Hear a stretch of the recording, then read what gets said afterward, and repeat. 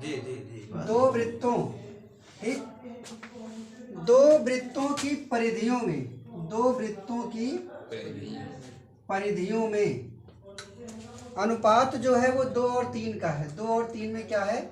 अनुपात है। जिसके बुक में नहीं होगा वो लिख लेगा। तो उनके क्षेत्रफलों का अनुपात बताना है, उनके क्षेत्रफलों का अनुपात बताना है। ठीक है, बात समझे? इंग्लिश में क्या है ये? यहाँ पे रेशियो है, हैं, सरकमफ्रेंस की। The ratios of circumference of 2 circles, find the ratio of its area. ठीक है, तो यहाँ पे देखो वृत्त की परिधि का जो अनुपात है वो 2 और 3 का है। इसके क्षेत्रफल का मुझे अनुपात बताना है। ठीक भैया, जरा ध्यान से देखना, बहुत बढ़िया सवाल है। तो 2 वृत्त है हमारे पास, मान लो मैंने एक वृत्त ये बना दिया और एक वृत्त मैंने ये बना दिया। ठीक है, तो इस वृत्त की परिधि में 2 और 3 का अनुपात है। परिधि तो जानते ही हो। इसकी परिधि को अगर मैं P कहूँ, P1, तो परिधि का फार्मूला क्या 2πr नहीं होता है? होता है कि नहीं होता है? होता है। छोटा वृत्त है तो त्रिज्या हमने इसकी R1 मानी हुई है। ये बड़ा वृत्त है तो इसकी त्रिज्या मैंने R2 मान ली। कॉन्सेप्ट समझ में आ रहा है? 2 वृत्त है मेरे पास, उनके परिधियों में 2 और 3 का अनुपात है। मतलब पहले वाले वृत्त की जो परिधि है उसको मैंने 2πr1 माना और दूसरे वाले जो वृत्त की परिधि होगी उसको मैंने 2πr2 माना। इतनी बात सबको समझ में आ गई? और यहाँ पे परिधि में अनुपात पूछा है, तो परिधि में अनुपात का मतलब क्या? अनुपात का मतलब होता है भैया बटे, बटे माने भाग देने वाला। ठीक, तो कहने का मतलब ये जो क्वेश्चन में लिखा है 2/2:3, ये P1/P2 लिखा है। क्या लिखा है? पहले वृत्त की परिधि और दूसरे वृत्त की परिधि का जो अनुपात है वही 2 और 3 है। ठीक, तो यहाँ पे भी हम लोग ऐसे ही लिख सकते हैं ना, P1/P2। तो चाहे इसको बटे कहो, इसको देखो P1/P2 भी कहा जाता है, हैं? रेशियो के तो बटे कहा जाता है। तो हमने क्या किया, देखो P1 के नीचे P2 लिख दिया, तो सेम यही काम हम इधर भी तो कर सकते हैं। 2πr1 के नीचे हम 2πr2 भी तो लिख सकते हैं। तो यहाँ से ये 2π ये 2π बराबर था, कट गया। ठीक, और P1 और P2 कितना था? P1 था 2 और P2 था 3, तो R1 आ गया 2 और R2 आ गया 3। बताओ बात समझ में आई? तो पहले वाले वृत्त की त्रिज्या मिल गई मुझे और दूसरे वाले वृत्त की भी मुझे मिल गई त्रिज्या। कितना क्लियर हुआ? निकालना है क्षेत्रफल का अनुपात। तो क्षेत्रफल को A से लिखा जाता है, A फॉर एरिया। तो पहले वाले वृत्त का क्षेत्रफल मैंने A1 मान लिया और दूसरे वाले वृत्त का क्षेत्रफल मैंने A2 मान लिया, और इन्हीं दोनों का क्या निकालना है मुझे? अनुपात। अनुपात मैंने बटे। क्षेत्रफल का फार्मूला बताओ, वृत्त का क्षेत्रफल πr²। बढ़िया, तो ये πr², बट ये 1 है तो 1 लिख दो। दूसरा πr², यहाँ 2 है 2 लिख दो। ये भी तो पाई कट जाएगा। R1 से R2 तो कटेगा नहीं, बट R1 की वैल्यू कितनी है? 2, तो मैंने लिखा 2 के ऊपर 2। R2 की वैल्यू कितनी है? 3, लिखा 3 के ऊपर 2। 2 2 जा 4, 3 3 जा 9। तो A1/A2, मतलब इनके जो क्षेत्रफल थे इनका जो अनुपात आया है वो 4 और 9 का आया है। बताओ बात समझ में आई सबको? कोई प्रॉब्लम होगी तो बताना। देखो यहाँ पे फिर से समझ लो, ये परिधि दिया हुआ है, परिधि। तो परिधि को हमने P बोल दिया, P फॉर परिधि हो गया। वैसे तो सरकमफ्रेंस होता है इंग्लिश में। तो परिधि को मैंने P मान लिया, तो एक का मैंने P1 मान लिया, दूसरे का P2 मान लिया। तो दोनों परिधि का जो अनुपात है 2 और 3 का। फार्मूला पहले परिधि का लगाओ। पहली वाली परिधि 2πr1, दूसरी वाली परिधि 2πr2, और दोनों का रेशियो माने भाग दे दिया गया। 2πr1/2πr2, 2π कट गया, तो P1/P2 R1/R2 है, और P1 की वैल्यू 2, P2 की वैल्यू 3 है। तो R1 और R2 में 2 और 3 आया ना। तो हमको एरिया निकालना था। अब एरिया का फार्मूला πr1², πr2²। पाई से पाई कट गया। R1 की वैल्यू 2 थी तो 2 का स्क्वायर, R2 की वैल्यू 3 थी तो 3 का स्क्वायर। 2 दूना 4, 3 त्रिक के 9, 4 और 9 का रेशियो। ठीक, इसकी त्रिज्या आपको बतानी है यहाँ तक की, ये वाली। ठीक है, समझे? और क्षेत्रफल कितना है? 2 संकेंद्रीय वृत्तों के संलग्न क्षेत्रफल। संलग्न का मतलब एक में ही जुड़े। संलग्न का मतलब होता है जुड़े जुड़े के, हैं? एक वृत्त ये है और एक वृत्त ये है, तो संलग्न वृत्त का जो क्षेत्रफल है वो कितना है? 770 सेंटीमीटर स्क्वायर। एरिया कितना दिया है, मतलब क्षेत्रफल कितना दिया गया है, 770 सेंटीमीटर स्क्वायर। इतनी बात समझ में आ गई। अब देखो, जब यहाँ पे त्रिज्या है 2, कितनी त्रिज्या है, 2, ये वाला निकालना है आपको। ठीक, बात को समझो ध्यान से कि अगर पूरे वाले में से इतना घटा दो, इतना, तभी तो इतना आएगा। तो R2 स्क्वायर मतलब बड़ा वाला, R2 square minus R1 square, तो ये वाला पोर्शन बचेगा कि नहीं बचेगा। और संलग्न वृत्त का क्षेत्रफल दिया गया है, तो इससे लगा हुआ जो वृत्त है भैया यही वाला तो है, इससे लगा हुआ जो वृत्त है ये बाहर वाला ही तो है, तो इसका क्षेत्रफल हमको पता है 770 सेंटीमीटर। ठीक, फार्मूला क्या होता है, जो वृत्त का क्षेत्रफल होता है आप यही तो जानते हो कि पाई आर स्क्वायर होता है, लेकिन आपके पास जब सिंगल त्रिज्या होती है तभी तो ये लगाते हो हैं। जब दो ही त्रिज्या रहेगी कहीं पे भी तो क्या लगाओगे, R2 square minus R1 square और पाई बाहर।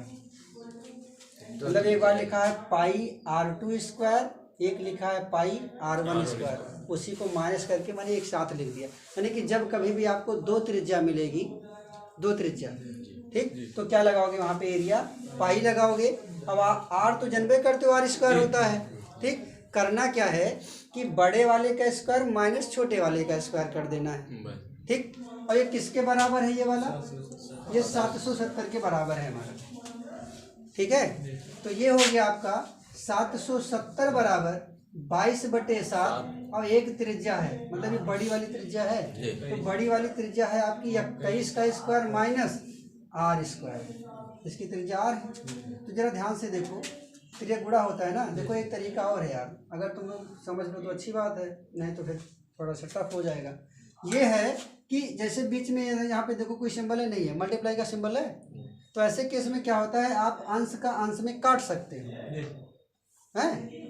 तो 11 दूना 22 और 11 सत्ते 77 और ये वाला 0 और 2 से फिर से काटोगे तो आ गया ये 35। चलो ठीक, और 35 ही आया। अभी यहाँ से नहीं काटना, बराबर के उस पार वाले से नहीं काटना है, इधर है, ऊपर का ऊपर कटता है जब ऐसी सिचुएशन होती है तो, और एक तरफ जब रहता है तो नीचे से ऊपर कटता है। ऊपर से ऊपर काट दिया गया।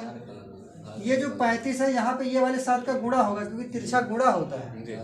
ठीक है, तो 35 सत्ते 7 पचे 35 और 7 त्रिक 21, 21 और 3 24। ठीक, 245 बराबर 21 21 हम 441 होता है, कितना 441 और माइनस R स्क्वायर। तो ये है 441, ये उधर भेज दो तो माइनस 245, ये इधर आया R स्क्वायर। 441 में से 245 घटा दो भैया, 11 में से 5 गया, 6 5 11, 13 में से 4 गया, 9 4 13, 3 में से 2 गया 196। तो R स्क्वायर का 196 आया। तो R बराबर अंडर रूट, ये 2 हटता है तो इधर अंडर रूट लग जाता है, और 196 भैया 14 का होता है। कितने का, 14 का। तो जो छोटी वाली वृत्त की त्रिज्या होगी कितनी आएगी, 14 सेंटीमीटर। बताओ बात सबको समझ में आई? किसी को कोई दिक्कत होगी तो बताना भाई। बात समझ में आ गई ना? जब आपके पास ऐसे क्वेश्चन, देखो यहाँ पे फिर से एक बार समझ लो, एरिया आपको इसकी पता है, इसकी संलग्न वृत्त का क्षेत्रफल पता है आपको, मतलब इतने पोर्शन का जितना मैंने राउंड इसमें कलर कर दिया, इसी का एरिया पता था। तो हम पूरे एरिया में से अगर इतना एरिया माइनस कर दूंगा तभी तो मुझे ये वाला पोर्शन मिलेगा।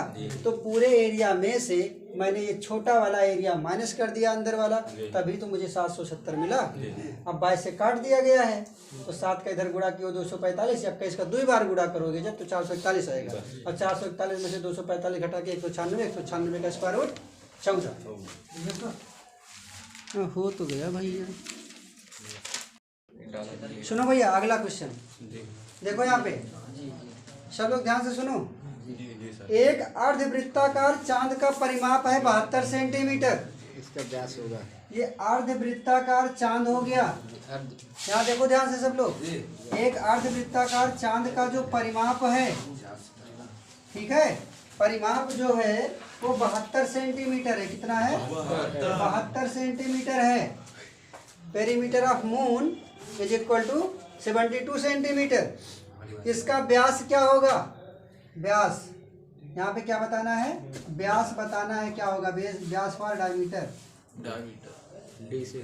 ठीक भैया, बताओ, बात समझ में आई? एक चांद का परिमाप है 72 सेंटीमीटर, व्यास बताना है। कैसे बताओगे? परिमाप माने परिमाप का मतलब होता है कि जहाँ एक जगह से चलना शुरू करो और घूमते घूमते फिर वहीं आ जाओ। रुक ना जाओ।